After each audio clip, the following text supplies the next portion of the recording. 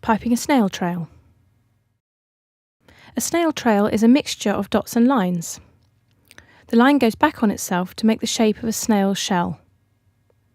We are using royal icing at soft peak consistency and a round number 4 nozzle. Support your arm on the table. Squeeze, release and move down the line.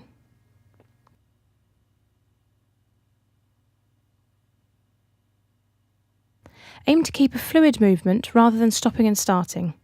This may take a bit of practice.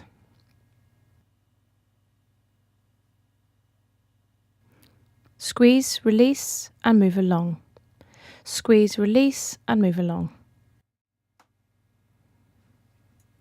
A snail trail is useful to hide the join between 2 cake tiers or between the base of a cake and a cake board.